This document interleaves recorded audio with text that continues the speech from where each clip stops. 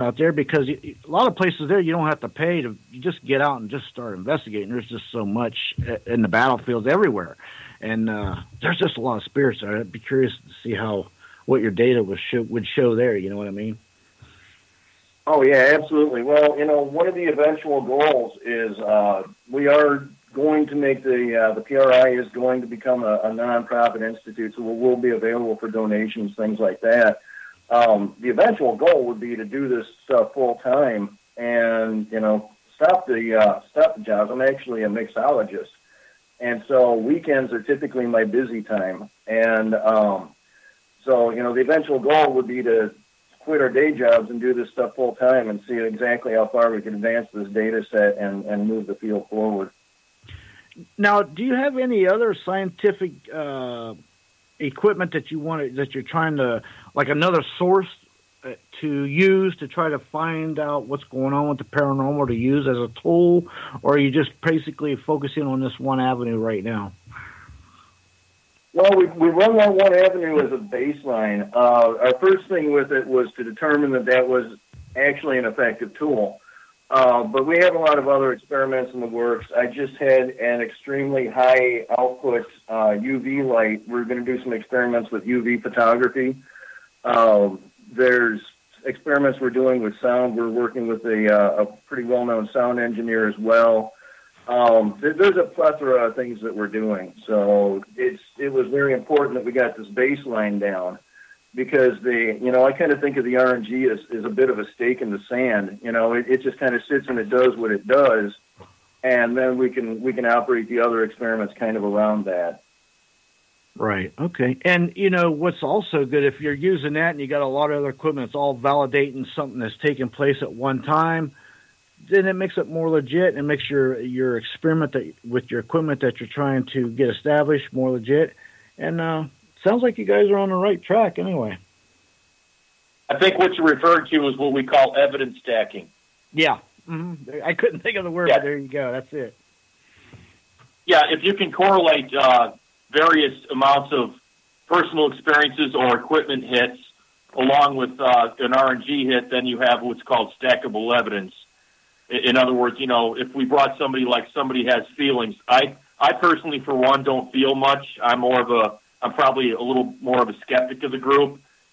So it takes a lot for me to actually believe there's something there. But if you can get somebody in a room that has a feeling or, has an experience that correlates with, an EMF spike or, a hit on the thermal camera or, an object movement or whatever. And especially in RNG. In RNG, yeah.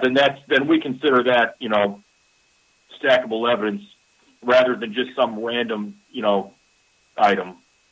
Mm-hmm. Yes, and as Dan has pointed out, the more data points we have, the more we have to work with and to use and to see how many of those things actually do correlate with one another. So, we're looking at all kinds of different sensors that measure everything that, from RF stuff to ultraviolet stuff to, EMF stuff, you name it. The more data points correlate, the stronger the case is. Right. Do you think there'll ever be a day that will come when you can get in your vehicle, you're driving down the street and can point a device at all these houses or buildings and it's like a Geiger counter and it spikes up and you're like, oh, yep, there's a lot of stuff in there. That would be awesome. Yeah, it would, wouldn't it? That would be awesome. So instead of like ducks on a pond, it would be haunted houses on a hill? Yeah.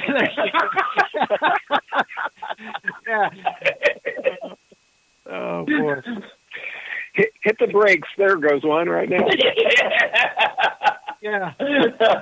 We're trying.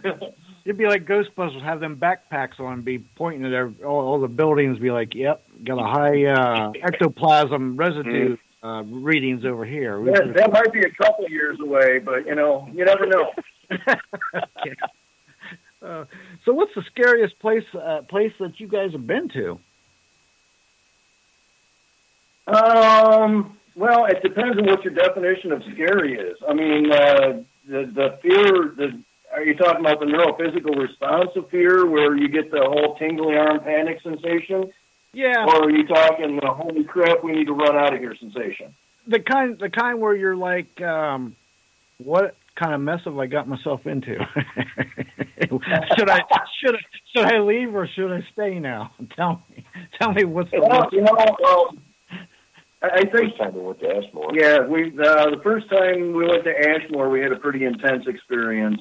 Ashmore Estates in Ashmore, Illinois, was pretty crazy. That's good. We had about 5 of us that ended up getting. What's that? I was going to say it's got a pretty good reputation too, so it holds up to its reputation, I guess. Oh yeah, Ashmore Estates is an amazing place, and anybody that can get there ought to check it out at least once. Yeah, I can tell you that all the places that we've been, we've never been disappointed at an investigation. We've gotten activity on absolutely every single investigation, every single location that we've been. We've gotten documentable activity. But Ashmore was it was back about 5 years ago. Yeah, and there was a group of 5 of us on the 3rd floor, which was the criminally insane floor, and about 3:30, quarter to 4 in the morning, we were all walking through, and we were actually doing some UV experiments, ultraviolet experiments.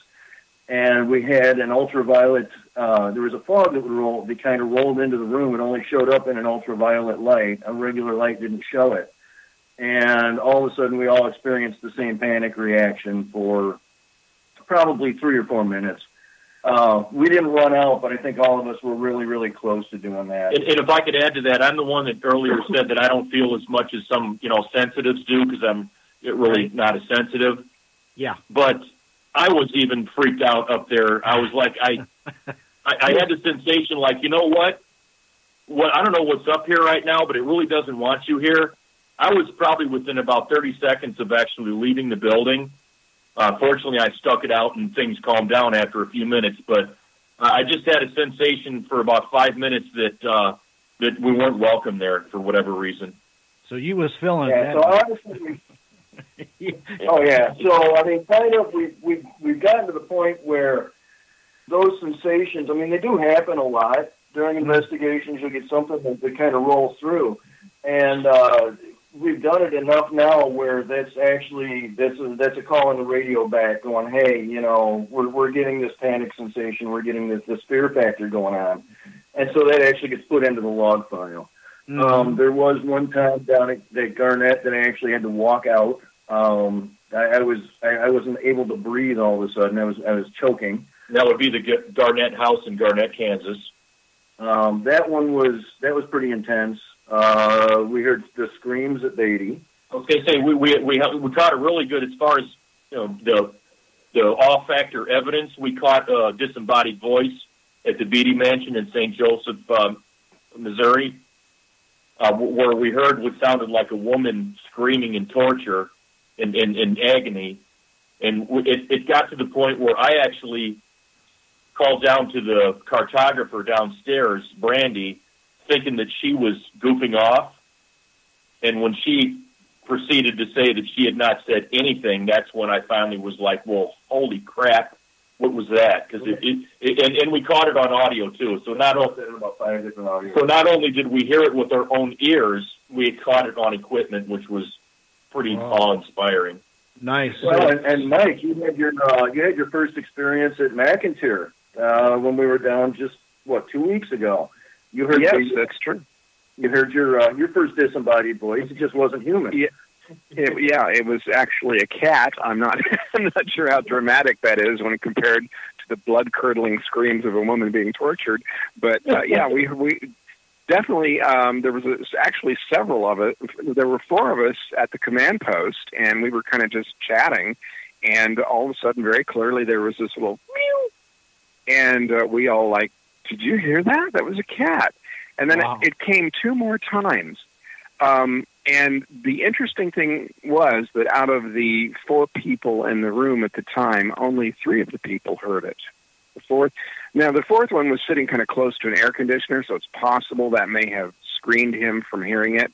But nevertheless, it reminds me of those cases in with apparitions where maybe you have 10 people in the room when an apparition appears, but only 6 of the people actually see it. So you've got what's called collective percipience, or, there's people who perceive it collectively, and yet some of them seem out of the loop. I don't know how to explain that, but we know that as just, an empirical fact of how these kind of investigations run. So that was a really interesting one for me. And as Dan said, it was kind of a first. Not real dramatic, but... I got a kind of a question for you guys too, with your experiment and your test that you're trying to do. Now, I know from my own experiences that high EMFs, they can cause you to see things that aren't there, and mold can do the same thing, and carbon monoxide. How do these things factor in, and will they throw your testing off, or have you gotten to that point yet? Well, and again, to Mike's point earlier, the RNG is kind of cool. In a lot of my lectures, I refer to the RNG. It's an RNG is to the investigation what a clock is to time. Okay. It just kind of sits there, it does its thing, and it's not really affected by anything outwards. So now those factors could affect the investigators. Yeah, that's but in that particular situation, I wouldn't expect any of the RNG results to vary. All right, so you would see a difference in the correlation between your investigators maybe being or even the residents or the clients compared to the steady clock RNG. So you could look at that data and say, you know what, maybe it's EMF affecting this or mold or something, exactly, yeah. Oh, okay, because see, that's another tool for another avenue to use to eliminate stuff too, which is a good avenue, way to look at it also. And of course, those are additional parameters that need to be monitored anytime you're doing a haunted house investigation or that kind of field work. Is, if you have the ability to monitor RMF spikes and stuff like that, you should be. And any other, radiation, anything, Geiger counters, anything you can actually monitor in the environment, so much the better. And there's even a really good case for monitoring the physiological reactions of the various investigators. If we could get the funding for it, but monitoring heart rate, respiratory rates, galvanic skin response, just as much data as you can get. That was what I was going to ask you next. If you'd ever, hooked investigators up with all them little things all over, like you take an EKG, hooked up all over your body and head, and you put that data in on top of all that too. And again, it's something we brought up and discussed, and funding. It all comes down to funding. The deeper we go into this, and the more scientific we try and be about this, the more expensive the equipment gets, unfortunately.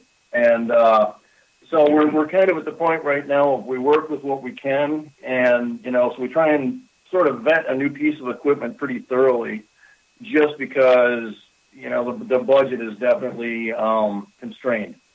Mm-hmm. There is a famous American parapsychologist named Dean Radin who has done a lot of work with physiological monitoring of subjects and ESP tests and so forth, and has found, again, statistically significant correlations between the two variables. So there's very definitely something there, and something we could work with if only we had the equipment. Now, I wonder, through the college or somewhere you couldn't get a grant or something to help out with that, some kind of loophole or something, Well, and that's why we're looking into actually becoming a federal nonprofit in Missouri. Because once we do that, then we would be eligible for scientific research grants, that type of thing. And the data that we're gathering, I think, is interesting enough that we would probably have a halfway decent shot at, if not at a government, at a private investigator or a private investor, because. Right at the moment, if our research continues, we are really breaking new ground in what's going on. And that also occurs to me, Mike. Do you have the statistics with you about when you were running the RNG normally, as opposed to how often it hit during a haunted investigation? Hang on, I can get to my computer real quickly.